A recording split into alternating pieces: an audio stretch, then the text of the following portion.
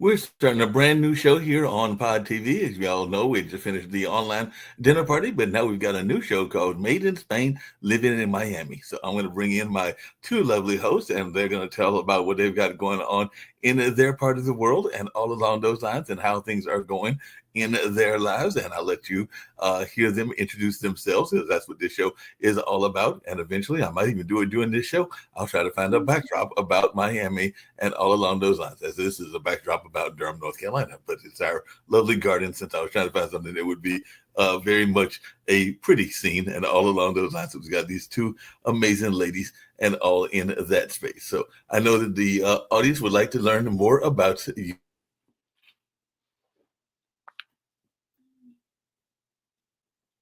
show in Miami, where you now live, at least for another year and a half, and everything like that. So if you'll share a little bit about your lives and what you've got going on, and introduce yourselves. You've got your lovely co-host with you as well. So I'm going to get off and let y'all introduce yourselves, and I might come on with some questions after y'all introduce yourselves as well. Okay, perfect. So we are very pleased to be here. My name is Julia, and and my colleague is Irace. And talking about me, I moved to Miami 6 months ago for job, and we are the Trade Commission of Spain in Miami. And after 6 months living here, we realized that we love being abroad with the difficulties that it implies being away from home.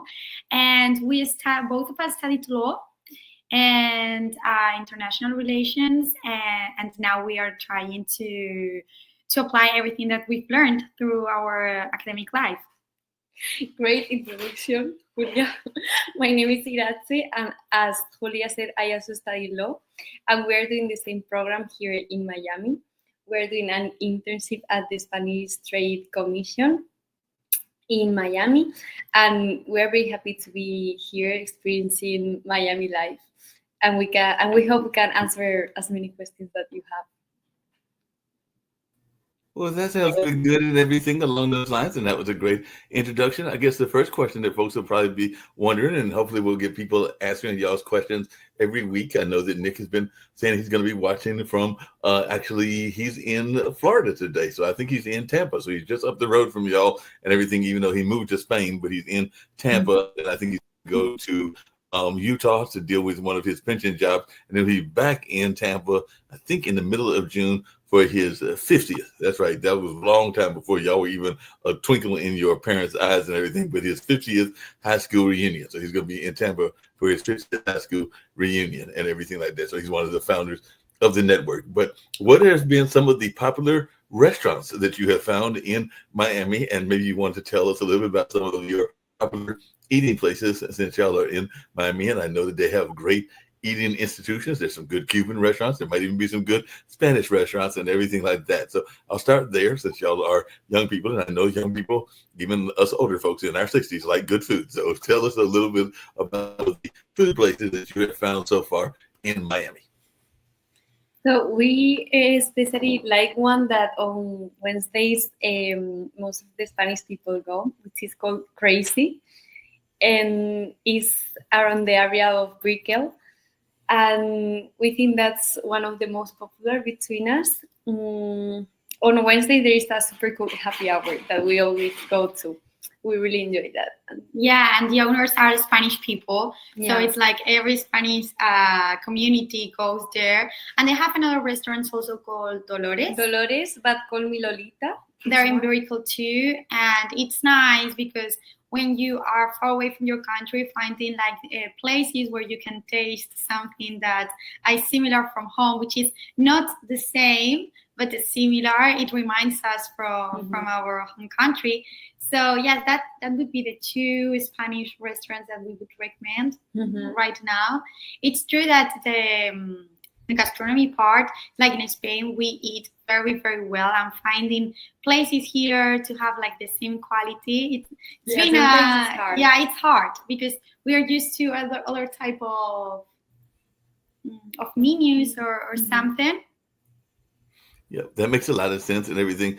Just really quickly, I know that both of you are in that under 30 crowd and everything like that. So have you found any good clubs that you like to go to in Miami as well, or any good places that you like to go to get your dance moves on?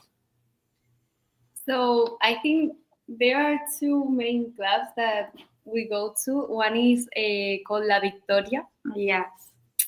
where they put some reggaeton. There is also a lot of Spanish people gathering there. And there's another one very famous that I'm probably most of the people that is watching knows about it. It's called Space. Mm. Yeah. That's for more electronic or house music. But there are also some little bars around, not like big clubs that are fun. There's one called Mad Radio that we usually go to. They play DJ sets on direct, so. Yeah, and well, sometimes we are like, well, the first months we were going to the big clubs where everybody went, and I think that now after 6 months here, we are trying to discover new places that are around us that are not so famous. But for example, we have like our it's not confidence, but our secure place where we go every Friday, which is called Boho, and it's right next to us. So here in Miami, it's like very difficult to find something where you don't have to take your car and drive out there, but you have next home. So yeah, that would be like our main places that we go, and we are trying to innovate, of course. Trying to find some other places to go to and everything like that. Now, have you run across any Spanish or American celebrities? Because I know that is some years ago. I went to the Miami Film Festival, and me and some friends of mine ran into LeBron before LeBron became LeBron. So LeBron was actually a rookie the year we ran into him and everything like that. And we ran into him at a nightclub in South Beach and everything. It might have been, I don't think it was Beds, but I think it was one of the clubs like that and everything. And he was actually chased away by a transvestite bouncer and everything like that because he was underage at that particular time and everything. But I was just wondering, have you run across like maybe some big soccer stars or some big basketball players or anything like that? We've met some Spanish influencers that were actually in La Victoria. Yeah. Our La Cantina. They were on their, how do you say, when you're gonna get married, you make a party with your friends before. So they came all the way from Spain to Miami to celebrate. And we also met a famous singer called Nicky Jam. Yeah, that's true. He's out, and probably some more, but we don't recognize them. So right, might not recognize them, but you did recognize them, and I think it's called an engagement party, if I remember correctly. Exactly. Yeah, an engagement party. And is the wedding going to be in Miami, or are they getting married in Spain? Spain, but they were celebrating the engagement party here. Yeah, so we met as they were Spanish. We knew them. So we were asking them, what are you doing here? Yeah, I think that we haven't recognized people maybe that were around the places that we were, but during the parties, like you are not like catching people up. It's that you come up with someone and probably is famous, but you don't know. But we haven't met superstars or international superstars yet. Not yet. Is that maybe that we are not in the right places, but... Might not be the right places. Might have to go to the right places, get the right party, and go to the right one where you can meet some of these folks and everything like that. There was a lady, because there's these different groups and everything. Like I know here in Durham, there's a singles group, and one of the ladies is a medical doctor, and she was putting out how she wanted to meet people that would show her around the area of Durham, like the different nightclubs. And I think she was into house music and some other stuff as well, but she was getting different people that were going to show her around this town and everything like that. So is there any groups that you would let people know about if they wanted to come to Miami and wanted to learn more about what's going on in that particular city? Because like I said, she just moved here as a doctor. I think she's over at Duke University, if I remember correctly. Like you mean like a group chat or like a group chat or like a Miami group chat or a Facebook group that's geared? Because I know sometimes even Nick talks about Understanding China, which is a chat that talks about Chinese politics and Chinese life and everything that he joined, and he's become friends with the administrator. So are there any groups that let So people know specifically about Miami lifestyle? we are in a yoga group. Oh yeah, Yes, but about Miami lifestyle, I think there are some Instagram accounts yeah, maybe that talk about the Life Miami, different plans that are out there. And yeah, I think that through Instagram is the best place to find something because we are not using Facebook. Not us. Maybe people are using, but not us. So I think that Instagram would be the place. I think they are all the important accounts that tell something about what's going on in Miami are called Miami whatever next. Right. And I think that they are easy to find. The thing is that when you come here from a foreign country and you find people from that are foreigners too, but from your country, it's like you make a group and go around places like that, or they're like smaller groups. But inside these smaller groups, when you're from your foreign country, you can find people that have like more relationships here, and that they can bring you out wherever you want to go. For example, we started to go to yoga classes on a park that is next to us, and there we started to meet some people that is also new in Miami and wants to meet other people. So I guess the best way is to go out and do some activities, and you will meet people for sure. No, that makes a lot of sense. I know that Kim, who's the other founder of the network, has become a big fan of TikTok. So are you ladies using for your job or just in general using TikTok? Because I know she's been using TikTok. She's even made some TikTok clips and gotten, in some cases, thousands, if not multiple thousands of views and everything like that. And that's Kim Calhoun, one of the founders of the network. So I just wondered, have y'all been having a lot of success with TikTok as a social media platform? I don't post a lot on TikTok, but maybe we should. Yeah, I think Julia knows better about it. No, it's like we are, there's like a generational gap, which is between Instagram and TikTok. And we were on the Instagram era, and I think we still are. And TikTok are like younger people and people that want to do more. But we consume a lot of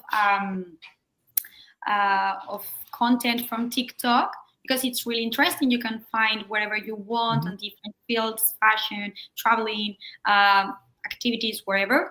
And after that, I don't think we are too comfortable posting on TikTok. And I also think that it is like harder to work on that social media than on just posting a photo that you have to edit the video and whatever. So we use it, but as consumers, not as active users of the app. That makes sense and everything. You said there's a generational gap. Now, both of y'all are relatively young and everything. So is it like mostly the 20 and 30s that are using Instagram and the 20s and teenagers are using TikTok? Is that what you're seeing? So it's more like the 20 to 30s are using Instagram? Yeah. I think from 21 to older people, we use more Instagram. Right. Yes. And the youngest use TikTok. So more like the high school kids and the kids that are like in college, like beginning college. Yeah, exactly. And I think that it also depends on the content that you consume, because there are some specific contents that are better on TikTok due to the nature of the content. If people want to tell about something or talk or whatever, it's better on TikTok. But if you just want to show an outfit or a picture of a place or food, it's good on Instagram. So that depends on your interest, I think.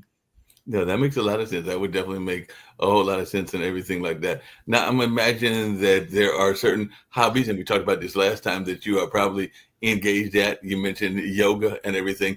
So if you picked up on yoga, and are you also playing tennis and volleyball and skating? Because I know that those are other sports in Miami. So have you gotten into your volleyball or I know there's some golf in there as skiing. Sports have you gotten engaged in? So I think for me it's mainly yoga. Some days we go to the gym. Other days we just take a walk around the area, which is really nice, so we can watch the sunset or running. Yeah, we must confess that we are not the most sportive people that you're gonna meet. But it's true that Miami environment invites you to go out and just, for example, walk around or wherever if you are not very sportive, and you can meet people also like doing the same path every day. But yes, we are not like very keen on sports, I think, either, so we are not practicing any other. But I think that doing sports is a good place to meet people and to disconnect.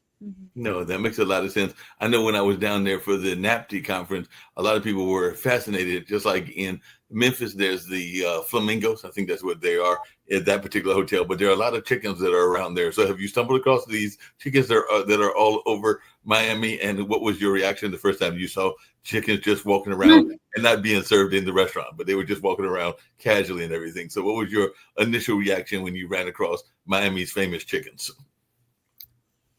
We were surprised at first, because on our entrance there are a lot. So we were like, what are they doing here? It's close to the sea, so we didn't understand. Yeah, it's strange the concept.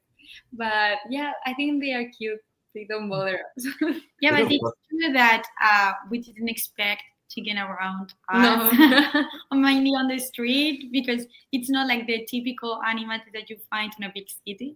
Right. Yeah, we do prefer chickens than rats. That makes sense. And we have rats in Durham too as well. You don't want to run across the rats, and I'm sure that sometimes when you run across those, you're going like, "I wish I had a cat, so the cat could get rid of the rats and everything." So you have run across some what we call vermin. So you have run across some rats and some other bad animals when you've been out and about. I don't know how to say. These big lizards. Oh, okay, the lizards. Yeah. We have to go to Everglades so we can see the bigger ones, the alligators. Yeah. We've seen someone, and before, I don't know where they are now, but before that, at our entrance, there were there was a duck family, plenty of ducks. So we didn't expect that to happen also, but there are like some signals out there, like it's caution, ducks crossing, and it's like, what's that? Yeah. But that's the most strange things that we found out.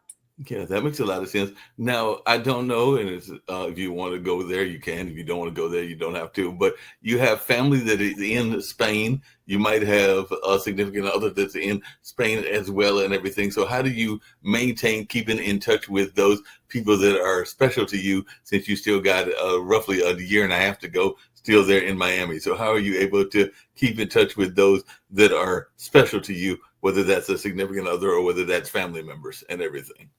So that's actually a bit hard because in the mornings we go to work, and when we finish work, it's already super late in Spain. So for calls and everything, we try on the weekends or we send text messages, but it's actually really hard with the time difference. It's not that easy. Yeah.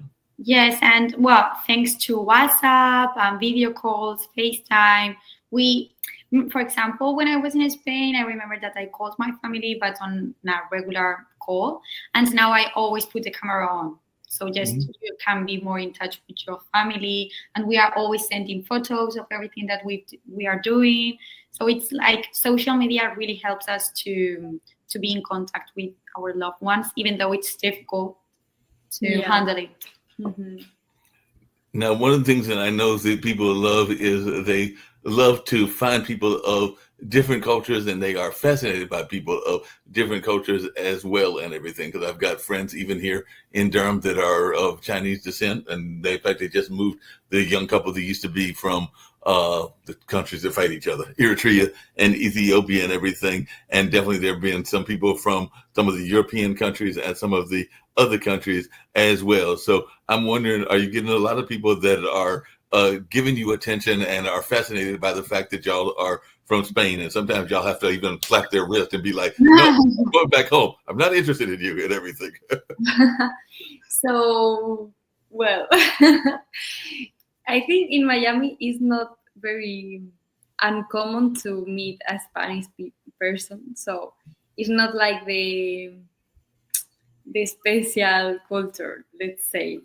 Right. But yeah, I think when you are a foreigner, gets the attention of people living here. But I think Miami is made of people like from every part of the world. So Yeah. it's not like if you go to another state in the United States where there is no Spanish people and you go there. I think that will be different. Yeah, that would be a lot different and everything along those lines. What have been some of the people that you have met from other places? You mentioned meeting some of the Spanish folks. What are some of the other countries that you have run across, whether they're European countries or whether they were Latin American or whether they were even the African and Asian countries? So I'm sure that in the 6 months you have probably run across people that are even doing the same kind of work that you're doing and everything. So who are some of the people that you have run across?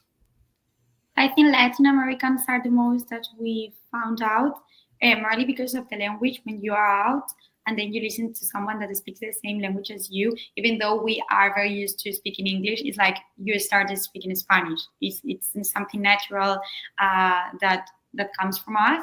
And I think, Latin American are like the most that we've met. It's also true that there are a lot of American people that we've met, but it's like for cultural reasons or language or wherever, we like make a click more with people that are from Latin.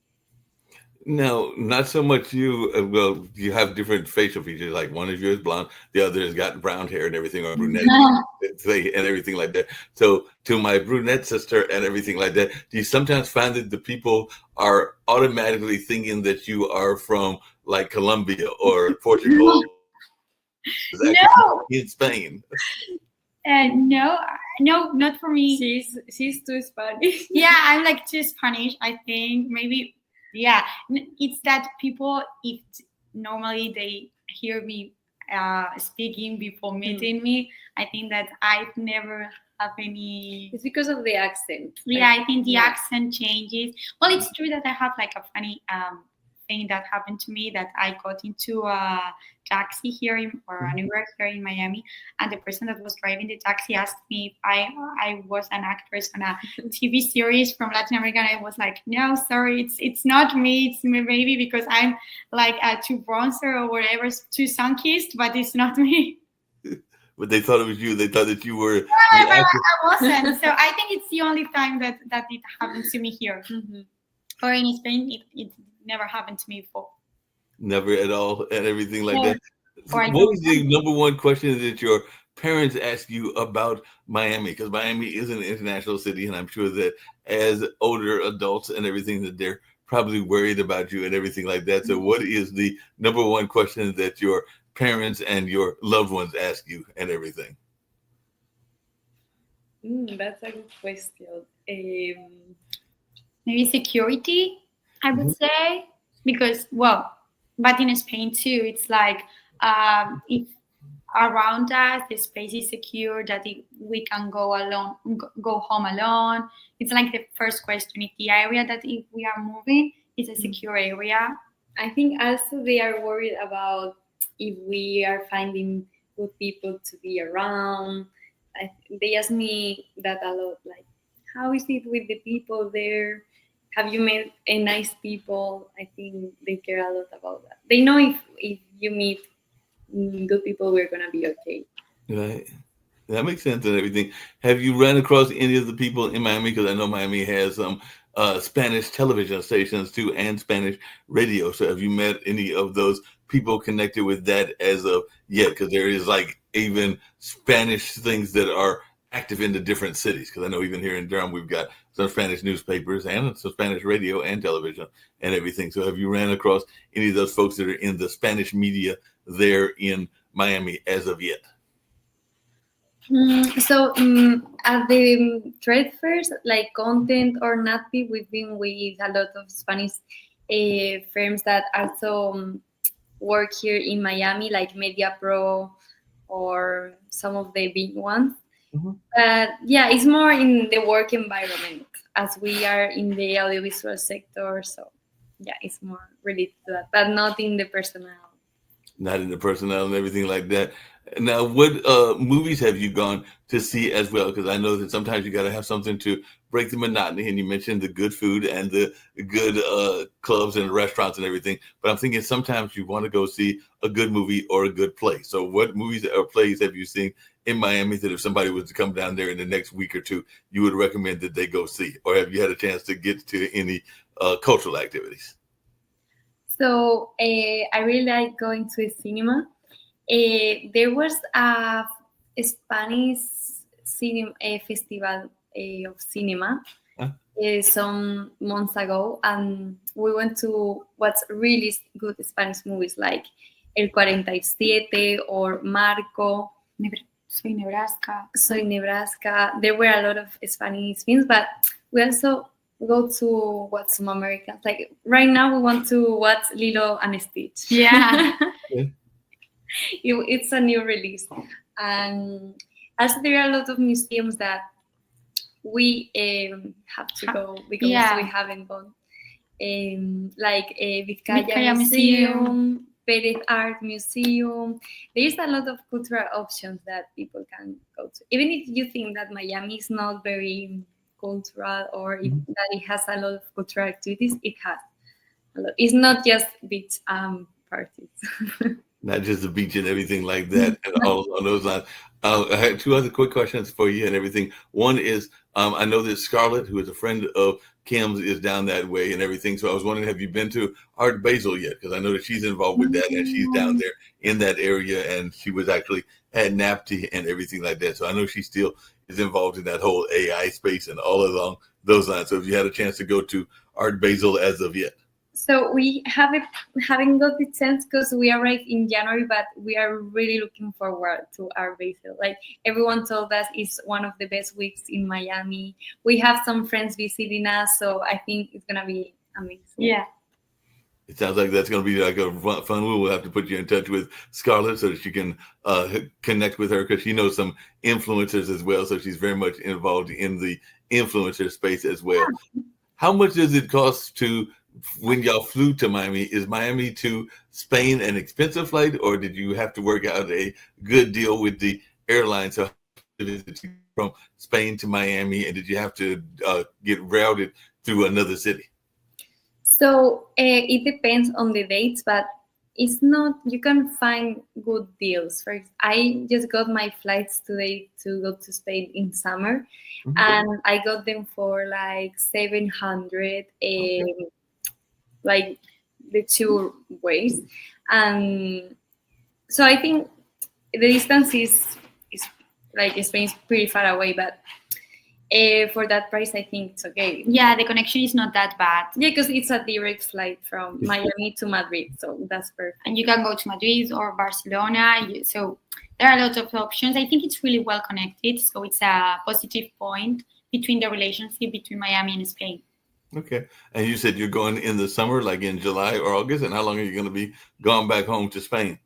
I will be there for 2 weeks, and I'm so excited. And that's going to be in July, or that's going to be in August? In July, because in August, it's very difficult to be in Madrid because no one is in Madrid in August. Everything is empty because of the weather.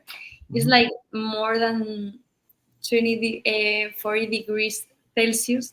That it's way more than in Miami. Yeah. Wow. So, and it's super dry, so everyone escapes from Madrid and goes to the coast.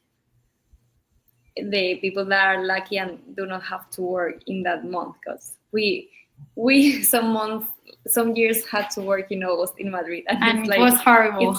It was horrible. Yeah. You cannot stay at the street. Like you have to be at home or just go out during the night because it's extremely hot. So I don't recommend to go in August to Madrid. So it'll be a July trip for you and everything. Yeah. So it'll be next month. Now, what are you going to do with your partner in crime being gone for 2 weeks? So you're going to be off.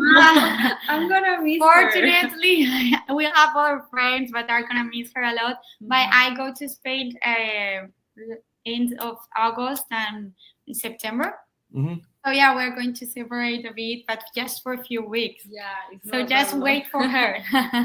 Just a couple of weeks, I'll just be there for a little while and everything. Now, does Spain have a popular, because we have another show that deals with the cruise industry. Does they have a popular cruise industry in Spain, or do y'all not really like the cruise industry that much? Or does there a lot of people do cruising like with the ships in Spain? There are some in Barcelona. Yeah. Barcelona, it's like the key point where cruises are located. It's not that much that in Miami, because in Miami, it's whenever Yeah. everybody's on a cruise. But in Spain, it's like typical to go on a cruise by the Mediterranean or the Nordic area. Yeah, it's typical. Okay, so it's typical to get a cruise there and everything. Have you tried to jump on one of the American cruises, or y'all like, nope, don't want to get on one of these cruise ships? Not yet. We haven't had time. So what's on the wish list of things that y'all want to do in the year and a half that y'all are going to be in Miami? So what's something that y'all are hoping to go to that you haven't had a chance to do as of yet? Going to Bahamas. Yeah. I haven't visited yet the Key West. Mm-hmm. Going to see the alligators. Yeah, Orlando maybe. Orlando. Wish we could go to Disneyland. It's like the tourist part. Right. We want to do it, even though it's Um, too touristic. Also, we want to visit Puerto Rico, Yeah. which Okay. is very close. But yeah, there are many plans to do here. Yeah. We are not gonna have enough time. So You're not going to try to go down to Peru and see the Mayan ruins and everything? So that would be interesting. Maybe yeah, that would be interesting. We have too. some friends that are going to Peru actually on August. So Oh, they're going to go. They'll bring the pictures back for you so that you can see what's going on and everything like that. You'll be able to check out what they've got going on in that space. Now, have y'all been using? Because I know one thing Rick's been talking about on some of our other shows is AI. So in your offices, have you been doing a lot of AI in order to get the word out about Spanish tourism and the work that y'all are doing? So have y'all been using AI a lot in work? not that really. much. Maybe to when we have to write or do some research, we use it, but we haven't incorporated 100% yet. Yeah, it's like our job is really personal. We are like attending people, answering their questions, doing that personalized services, and the AI can do this because you have to meet the people, to know the interest, to mix the knowledge with the interest. And I don't think that the AI is prepared to do this. Unfortunately, because if not, we wouldn't be here. So we haven't incorporated it yet. Yep. What's the most unusual question somebody has asked y'all at the job? Because y'all been there 6 months, and I'm sure somebody has asked a question that you're sitting there scratching your head, going like, "I don't believe they asked me that." A lot of people comes to us and ask, how can I get my the Spanish nationality if Yes. I had a grandfather that lived there for 2 years, or had a great grandfather that was from Spain? And it's like, we are not a consulate. We are like we work on other topics. So it's like about the nationality acquirement. I think it's a very typical question. Yeah. So people are trying to figure out how they can be claimed to be Spanish, because I know Yeah. even Nick talks about his royalty, and I think he talks about being connected to some distant Spanish king. I'm not even sure who he is, but I know he talks about him all the time. One of the founders of this network talks about having that Spanish connection and everything like that in his own roots, in addition to his Mormon roots and all along those lines and everything. What do y'all do for your spiritual groundedness and everything like that? So have you found it good? Well, I'm thinking in Spain, most of the people are Catholic, but maybe they're Baptist and everything. So have you found a good church in your area as of yet, or you're still trying to find a good church home? We haven't found one really. No. Not close to us. No, yeah, that's true. It's like there are churches, but not Catholic next to nearby. The thing is, there are different kind of churches or religions here. I feel like it's not just Catholic like in Spain. So I think that's confusing sometimes for us. Yeah. So we don't really know where to go. Gotcha. But I am correct in thinking that most of the churches in Spain are Catholic, right? Yeah, completely. Yeah. And what is y'all's individual city? So for folks that are watching it, we'll get a wrap up shortly and everything. And we'll do another one of your shows next week and everything. Sure. backdrop of Miami and everything, because and everything. But tell folks about the individual cities that you are from, because I don't think y'all are from the same city and everything, and what people might like about that city, because we call it Made in Spain. So tell us a little bit about where in Spain both of you were made, and a little bit about those individual cities. Mm-hmm. So I'm from Madrid, and I think one of the best things of Madrid is like the ambience in the street. There is always something to do. There is always people to hang out with. It doesn't mind if it's Monday or Friday. There is always people willing to go out and have a coffee or a beer or whatever. There are a lot of cultural options in Madrid. It's a city full of culture. And yeah, I would say that those are the two coolest things of the city. And what about you?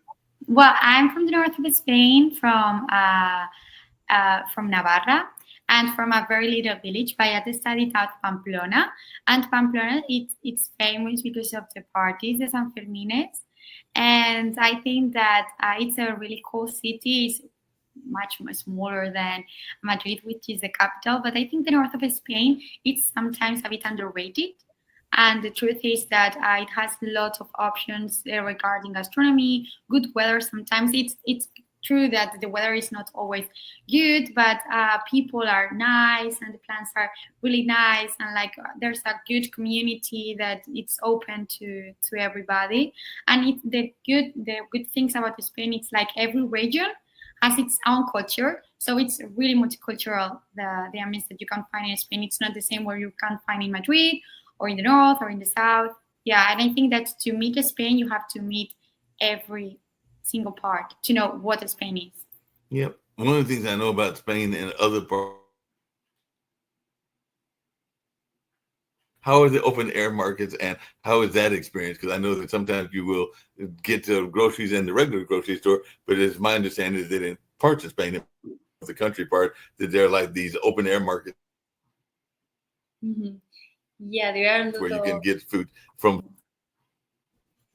There are a lot of open air markets, especially at the small villages. Yeah. In Madrid, it's not so common. There are some, especially in the weekends, but I feel like in the village it's super common to go to an open air market where everything is natural, homemade, home cultivated, and the food is incredible in most of the parts of Spain.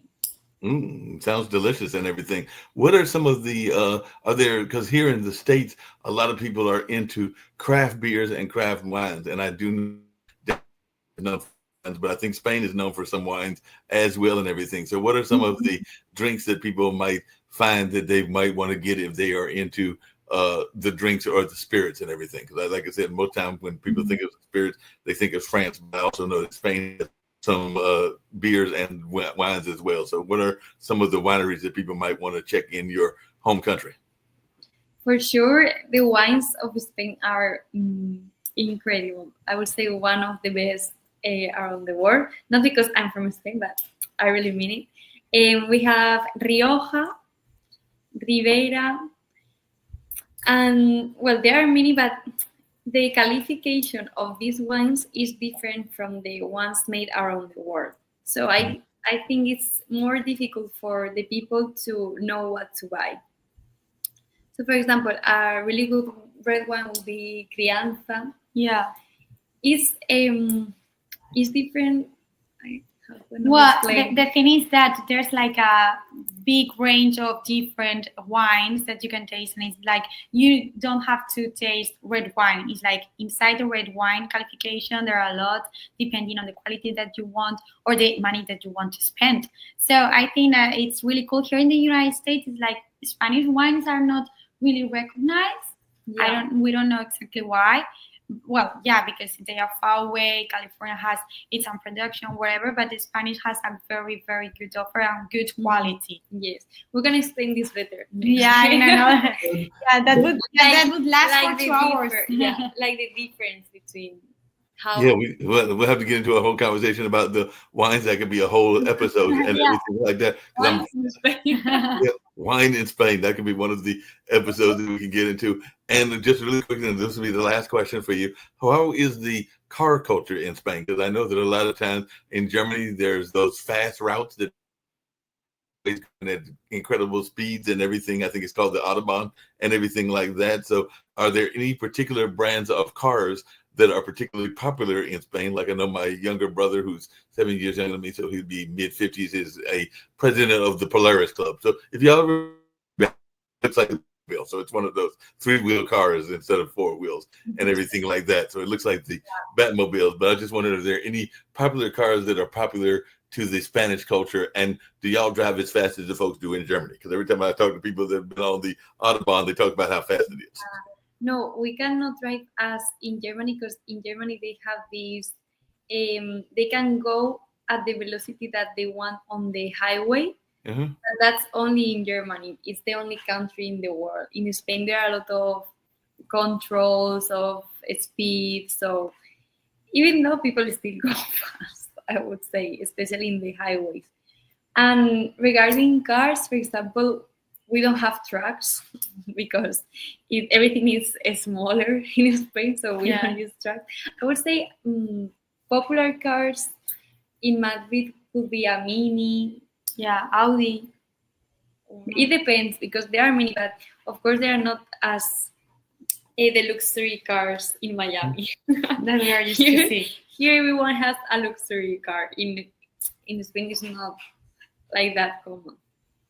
No, I can relate to that, because many years ago, like in the late 80s, before y'all were born and everything, I went to work at a newspaper, and it was a high school, and me and the photographer went there, and I saw all these cars. They were like Porsches, they were Jaguars, and they were all of that. And I think I was probably roughly y'all's age now and everything at that time. So I went to the counselor, or the person that was doing I think it was like a science fair running for the school, and I said, I noticed y'all drive really fancy cars and everything. And they looked at me and they said, which parking lot were you at? I was like, and we'll make up a direction. I said, we were at the East parking lot. She was like, that's not our parking lot. That's the student parking lot.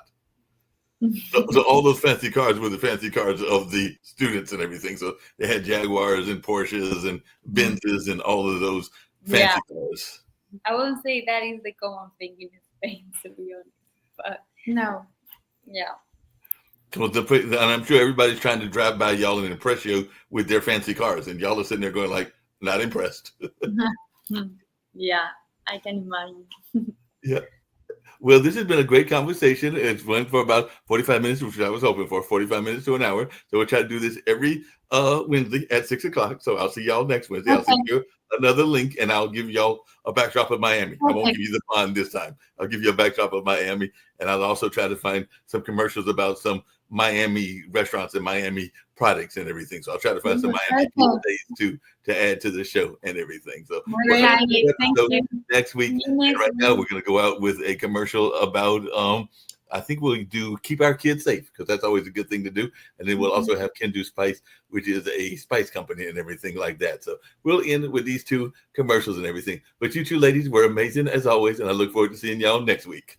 See you. Bye. Bye. Bye. Bye. If you're talking, they will hear you. We all want our kids to grow up safe and healthy, so we show them how. And we tell them with honest conversations that let them know what we expect. Not just one time, but every chance we get. That's especially important when it comes to alcohol and other drugs. Kids not only need to know the dangers and how to avoid them, they need to hear it often from you. And when it comes to pain medications, opioids, they need to know that they should never be taken without a prescription and never shared with friends or family. It's dangerous and illegal. So talk with your kids and guide them through the challenges of growing up safe and healthy. Because when you talk, they hear you. For more information about talking with your kids about underage use of alcohol and other drugs, visit underagedrinking.samhsa.gov. So talk, they hear you. You can do it if you try.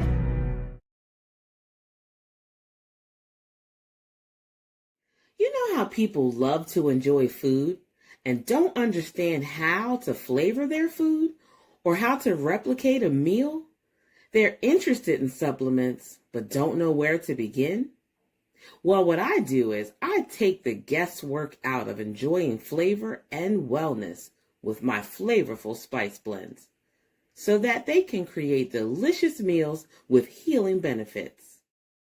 Can Do Spice was created to help cooks at any level enjoy healing through food. Every spice blend was designed to give added health benefits of natural herbs. Every blend is complete. There's no need to add any additional spice for a delicious meal. Saving you time and money while adding supplements to your meals can be both tasty and fun. My earliest memories in the kitchen began with my father, Kenny Can Do Bond, so it was fitting that I would name this line after him. I have always looked to natural remedies to supplement the body, and I found myself hiding herbs and minerals in foods for my family. That's when it hit me. Everyone needs Can Do Spice.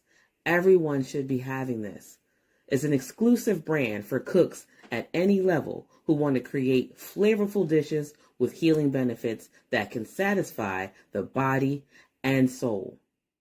Add a little spice to your life. Give Can Do Spice a try.